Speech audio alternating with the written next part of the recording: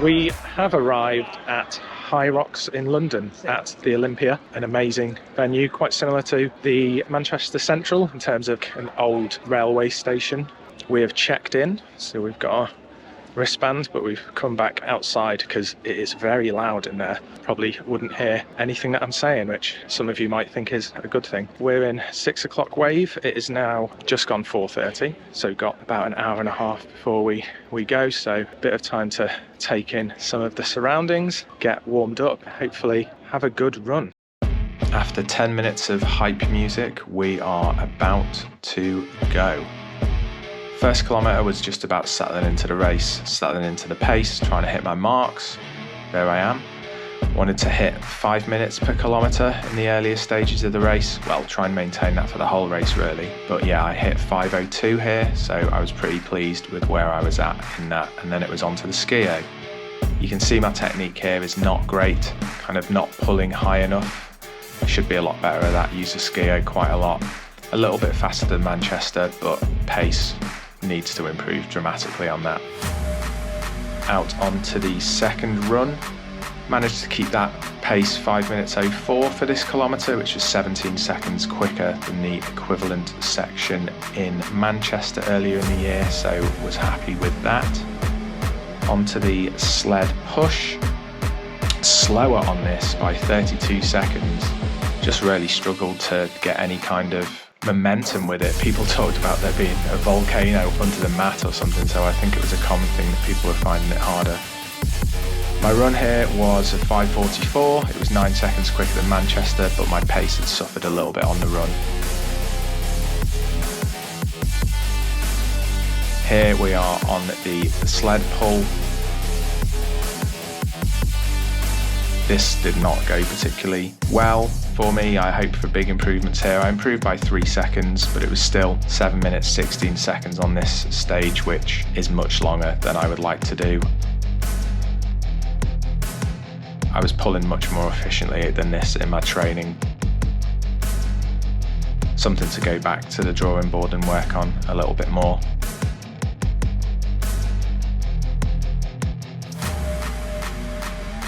Out onto the fourth lap. My pace here was 5:35, 14 seconds quicker than the equivalent one in Manchester earlier in the year. So my pace had picked up a little bit again, which I was happy with, and onto the burpee broad jumps. For whatever reason here, something went wrong. I was a minute and 20 seconds slower than I was in Manchester. You can see I'm just crawling into my burpees. The efficiency is not great. We call these grief burpees at my CrossFit box. Need to be a lot more efficient with those, a lot more confident in my technique, but for whatever reason, this was not a good station for me. 7 minutes, 4 seconds compared to 5 minutes and 44 seconds.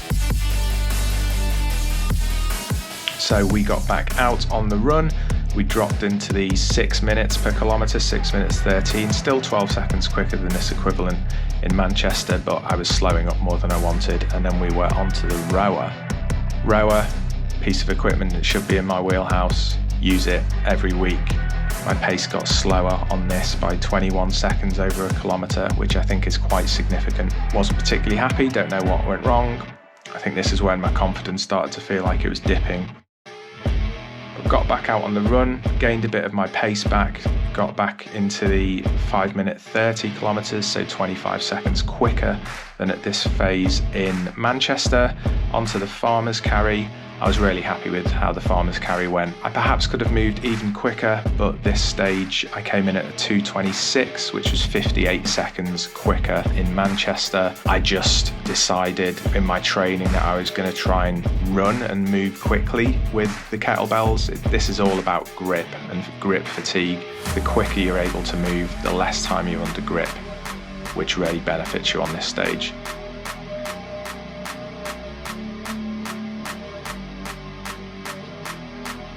So then I was back out onto the run, which was a 5:45, 39 seconds quicker than this phase in Manchester, and onto the sandbag lunges. This is where the event really started to feel like it was going wrong for me. I started feeling faint, I don't think it quite picks it up on the camera here at the early stages, but at this point I was genuinely feeling like throwing in the towel. It was 1 minute and 31 seconds slower than the sandbags when I did them in January in Manchester. I don't know if it was just I was absolutely out of energy. I didn't take on any nutrition in the race despite carrying some bars with me. Felt rubbish, was just glad to get that done with, and the end was in sight. The last run was a 6:43, slow, but given how I was feeling, it was a minute quicker than what this would have been in Manchester. Got onto the wall balls, started off with a set of 15, then switched to sets of 10, and then I think a final set of 5 at the end. My wall ball time improved significantly. I knocked 1 minute 15 off the time, coming in at 7 minutes and 1, which I was really pleased with. I've worked on wall balls quite a lot, just think you're so close to the end. And then across the finish line in 1 hour, 37 minutes and 27 seconds, which was 7 minutes and 1 second quicker than Manchester. As soon as I finished, I headed straight out of the venue.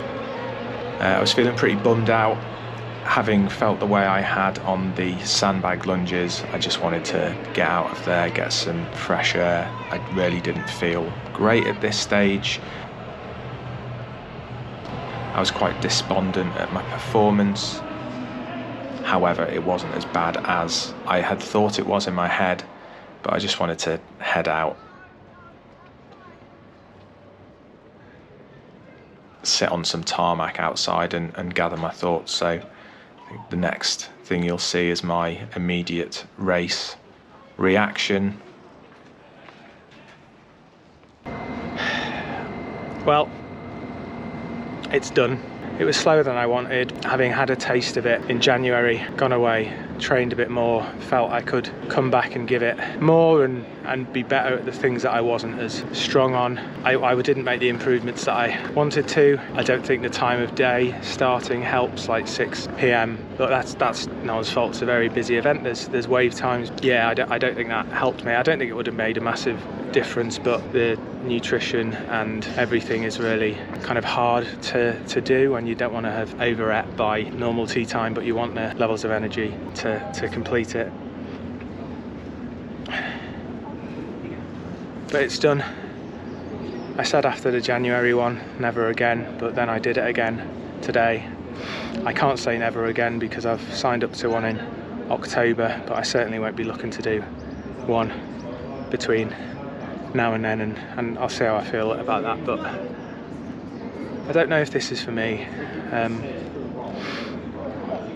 I enjoy running. Anyone who's watching my videos on the channel can probably see that. But I'm trying.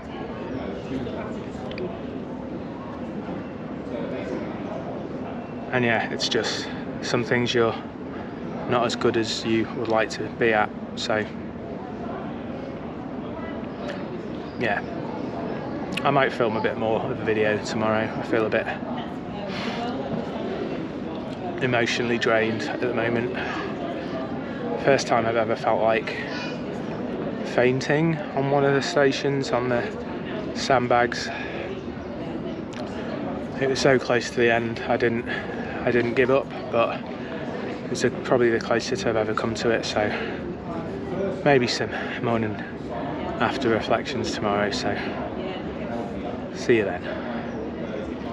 So it's the next day. We've had a little bit of time to recover and reflect on Hyrox yesterday. I think when I gave my reflection straight after the event, I was a bit physically and emotionally drained. Having looked at my result and compared it to when I did my first Hyrox in January, it was 7 minutes quicker, pretty much 7 minutes dead on faster. So I don't think I can be that upset with that. It's a big improvement. In kind of 12 of the 16 phases of the event, I'd made an improvement. Obviously there's 4 that I didn't, which I need to work on. But yeah, I think maybe not setting myself unrealistic goals, maybe just going into it and giving it my all and see what come out at the end is the way to approach things. So we will carry on training. We will look forward to October in Birmingham and see if we can keep scraping away at the times and getting closer to that sub 90-minute goal. But thanks for watching this video. If you've stuck with it to the end, please give me a subscribe if you like what I'm doing. There's lots of other videos on this channel, mainly around running, but I'll probably be putting some more Hyrox content up as we go. So yeah, give me a subscribe, maybe watch one of these other videos, and we'll see you next time. See ya.